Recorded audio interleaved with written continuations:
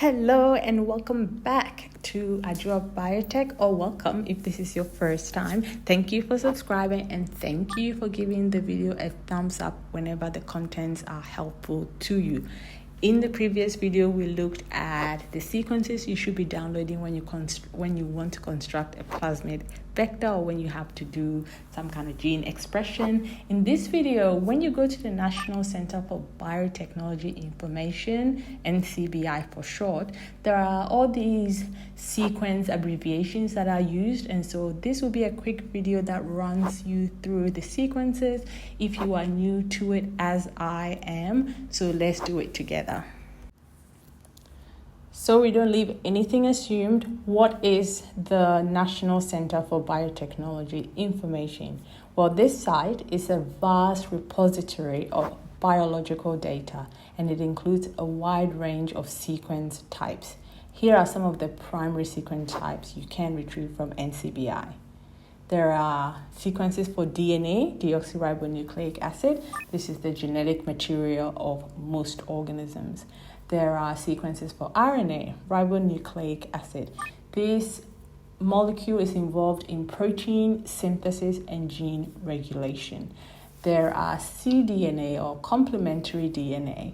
These are synthesized from messenger RNA and represent the protein coding regions of genes. There are genomic DNA sequences, and DNA is extracted from the whole genome of an organism. There are mitochondrial DNA. DNA is found in the mitochondria, which are the powerhouses of the cells. There are also sequences that are from chloroplast DNA, and chloroplast DNA is found in chloroplasts, the organelles responsible for photosynthesis in plants. Other sequence types that you will find on the NCBI database include contigs, and these are short sequences that are assembled from smaller fragments. There are scaffolds. These are longer sequences that are assembled from contigs. And then there are ESTs. These are expressed sequence tags. These are short sequences derived from complementary DNA. Then there are also GSS. This is genome survey sequences. These are short sequences used to map and sequence genomes. And you will also find WGSs, or whole genome shotgun sequences. These are short sequences used to sequence genomes. You will also find protein sequences. So in this, you will find amino acid sequences. Amino acid sequences are the linear order of amino acids in a protein. You will find protein domains. These are the functional units within proteins. You will find protein families, and these are groups of proteins with similar sequences and functions. You will find protein structures. These are three-dimensional structures of proteins, including alpha helices, beta sheets, and other secondary structures.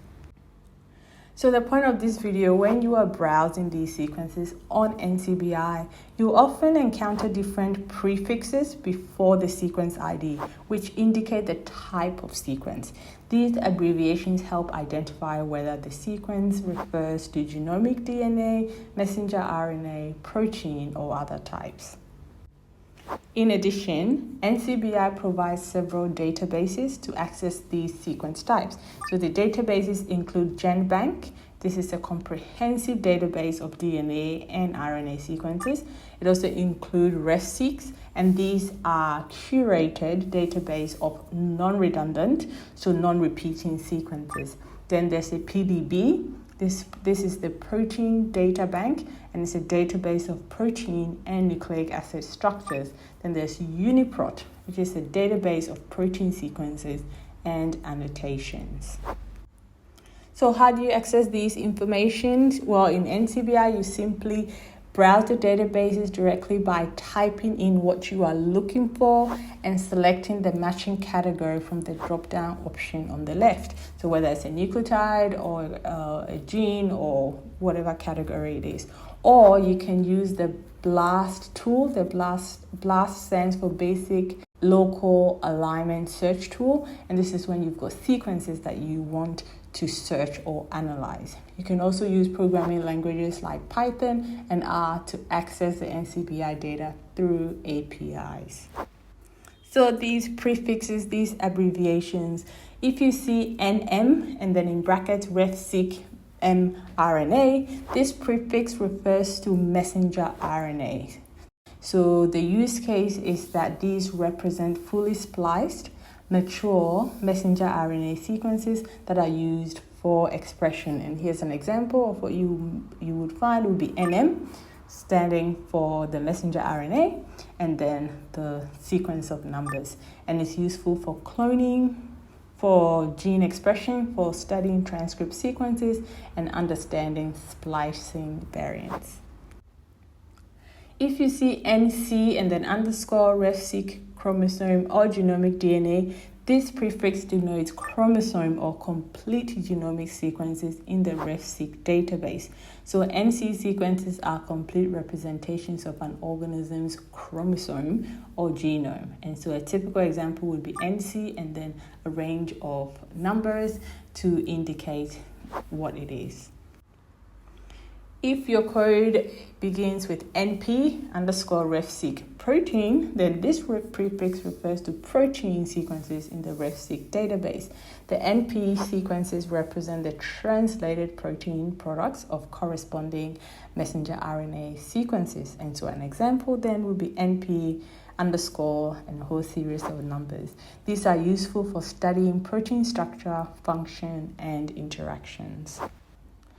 You may also encounter entries that are labeled as XM underscore model mRNA. So when you see the XM, these sequences represent predicted or computationally modeled messenger RNA sequences.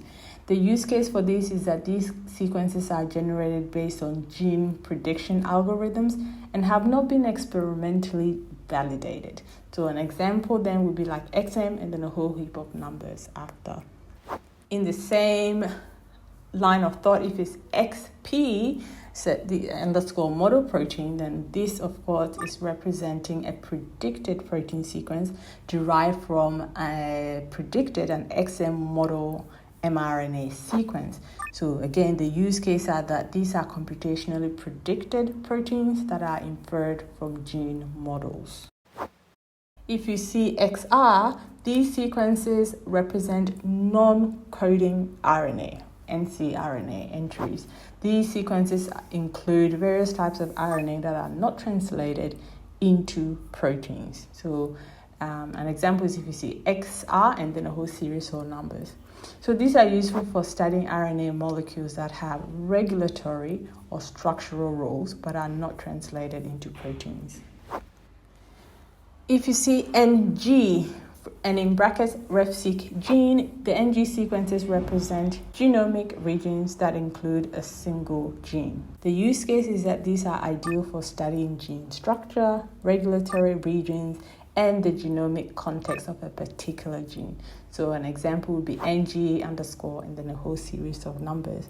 They're useful for understanding the full genomic context of a gene, including intron, exon boundaries, and regulatory regions. NR sequences that have in brackets RefSeq non-coding RNA. These are sequences that represent non-coding RNA, ncRNA entries that have been experimentally validated in the RefSeq database. So these are useful sequences that correspond to validated ncRNA molecules such as microRNAs, long non-coding RNAs, and other regulatory RNAs. So they're useful for detailed studies on regulatory non-coding RNAs and their biological roles. Some entries will have the abbreviation Z in front. These are genomic segments. So Z sequences represent a genomic segment from a large-scale sequencing project. The use case is that they're typically used in draft genome sequences or other large-scale sequencing efforts. So example Z and then underscore 1, 2, 3, 4, 5, 6 are useful for preliminary analysis of draft genomic regions where sequencing is ongoing or incomplete. So these are mostly for RefSeq entries, but don't forget the database also includes GenBank. So for DNA sequences from GenBank, it will begin with GU or GU followed by a number. RNA sequences from GenBank will begin with EU or EU followed by some numbers.